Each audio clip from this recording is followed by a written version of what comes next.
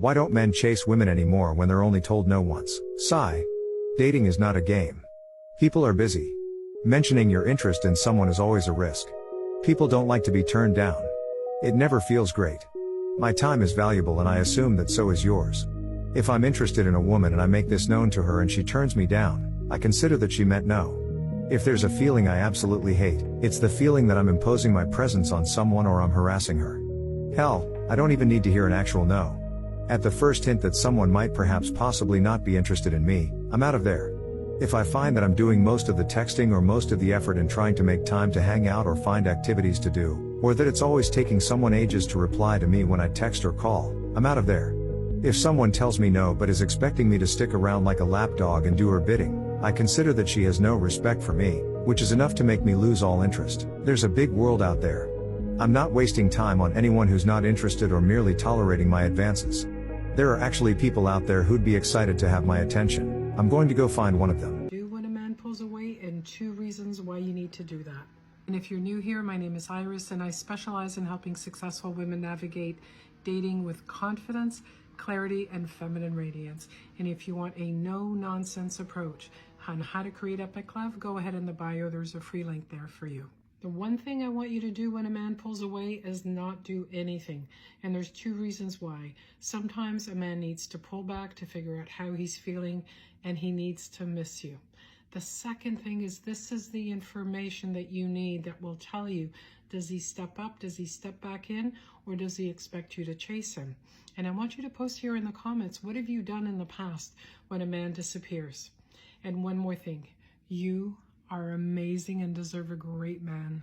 When I tell you nobody has raised my standards more than the men I've dated, because I can't tell you how many men I've been dating and they will look me in my face and tell me that they didn't think they had a chance with me. Or if they would have met me under different circumstances, they would never try to DM me or approach me. And now I'm confused because maybe you're onto something. Why exactly am I giving you a chance?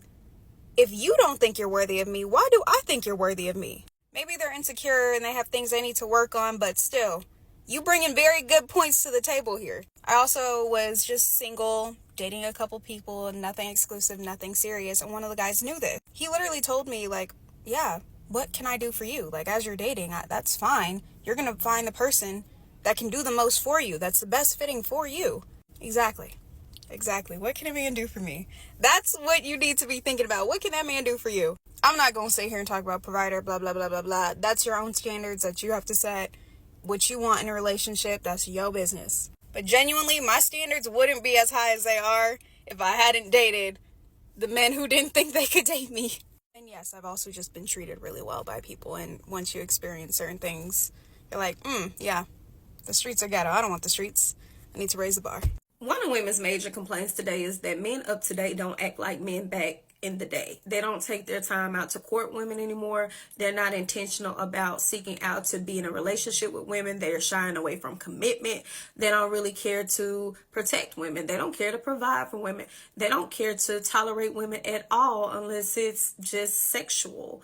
And nobody can seem to figure it out. Well, I got the answer. Women have decided we no longer need to impress men, and the ones who do want to go out of their way for a man that they may be interested in or actually with, they are shamed and made to feel like that they are doing something wrong for seeing a man past the tangibles.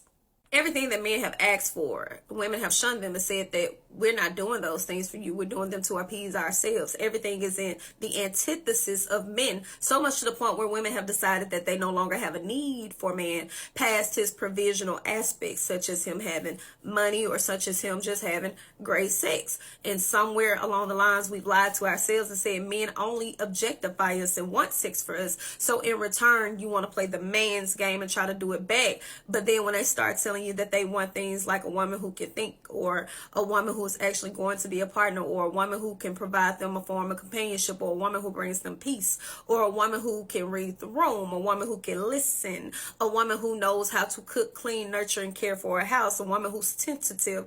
All of those things seem to be off your radar. We've taken cooking and cleaning and equated it to slavery, which I have no idea why we would be so disrespectful to our ancestors, because slavery was not just simply house chores. We've taken something so simple as, hey, maybe you're overreacting reacting to, oh, he's gaslighting us, calling them narcissists, and disregarding all of their boundaries, even so much as the clothing. There is nothing there left to the imagination, because everything that he may aspire to get, so can every other man.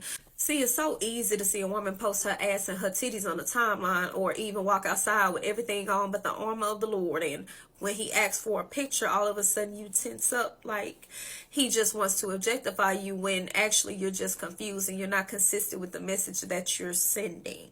Women have found a way to say we don't need to impress men, men need to impress us. But when they tell you what they want, you call them bad bitches. You say that they want to be the new women. When they express their disdain or certain hatred, you call them sassy. Nothing is ever just introspectively saying, hey, maybe I don't act like my mama, maybe I don't act like my grandmama, maybe I don't act like my aunties, because you thought those women were weak in order to keep a man. You thought that they were a pick-me. But maybe it would be wise to take a page out of their book, because they had a far better success rate with getting men to do exactly what they needed them to do, simply honoring their word. We've lost the plot. Women no longer understand the power of the P, if you know what I mean. Some would say that men found their worth. That's why they have stopped doing things for women, because it's so easy to get out of you nowadays. So maybe when women start to be a little bit more impressive towards men again, and they start doing all the things that men desire in order to get a woman, we could have them like put it in our hands. Start being impressive. You wouldn't complain about what a man don't do for you. Let's talk about how to stay high value when a man stops chasing you. First, if he stops chasing you, stop stressing over why he's not chasing you. Stressing does not solve anything. It either means the relationship is just in a more established place, so there's no need for him to chase you anymore. Like, the chase is a means to an end. It's not the end. It's a means to going to something that's more established, and that's a good thing.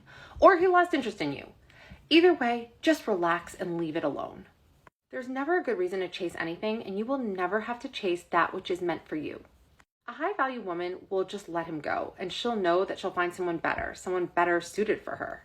A desperate woman will not let him go without a fight. She will claw her way back into his good graces. Maybe she'll text him nonstop. Maybe she'll ask to see him. Maybe she'll show up places where she thinks he'll be. Maybe she'll get intel from mutual friends. Maybe she'll stalk him endlessly on social media. She will obsess and will not be able to let it go. Now, a trap I want to mention here is if you are like going after a guy who used to chase you and now he's not, and now you're the one chasing him, he might respond to your advances and be polite, and you might think this means he's still somewhat interested, but really you're just kind of in the passive reciprocation loop where you reach out, he responds, and he's polite, but like if you stop reaching out, you probably won't hear from him. And basically, like, if you just stop reaching out and he isn't reaching out to you, that just kind of shows you where his feelings lie. You just have to accept them. If there is any hope for him to develop feelings for you, you will effectively kill it by chasing after him. So if a guy is just not pursuing you anymore, seems to have lost interest, just gracefully let it go and walk away. What happened to men pursuing girls? When was the pivotal moment that a man chose to not go after a girl anymore or put in any effort? It seems like guys can just put the bare minimum and not even really put in effort anymore. They don't really care to. Or they're like, why don't girls just go and make the first move and make the effort? When did it become a thing? Now it's like role reversal where they expect girls to be making the first moves, yearning for a guy and chasing him. That is, I feel like, the downfall of why it's so hard to meet someone, because men don't put in effort anymore, don't care to put in effort. And a relationship won't work unless the guy likes the girl just a tiny little bit more. He has to like her just the tiniest bit more for it to work in the long haul. So it would make sense if a guy really wanted to get to know you, that he would go leaps and bounds to get to know you. And when did that shift? Because back in my mom's era, if a guy wanted to take you out on a date, he had to go up to you, he had to get your number, he had to go through lengths to try to talk to you, even if you weren't interested at first. How my parents met? They met at a bar, and my dad asked for my mom to dance, and my mom was like, get out of here. She wanted nothing to do with him. If he had just left and listened to her, they would have never gotten married, they would have never had kids. But he was persistent. He wanted to take her out on a date so badly. He was like, what do I have to do to take you out on a date? She was working late their first date, so he went to her work, picked her up, prepped a dinner, took her to a park, just planned the whole thing. He wrote her poetry. He was yearning. How my aunt and my uncle met. My aunt was a dancer on a cruise ship, and he was the photographer. And he was persistent. She overheard him one night saying to his buddy, he was like, I'm gonna marry that girl. He had just met her. And now they're married and they have 2 kids together. I don't hear anything like that now. Now we're praising eye contact. Now we're praising if a guy held a door open to us and smiled. That is what we're praising. It feels so backwards. I just wonder when it shifted, because I feel like that is the whole downfall of why it's so hard to meet someone now, because men just don't care anymore. I'm going to give you one thing I want you to do.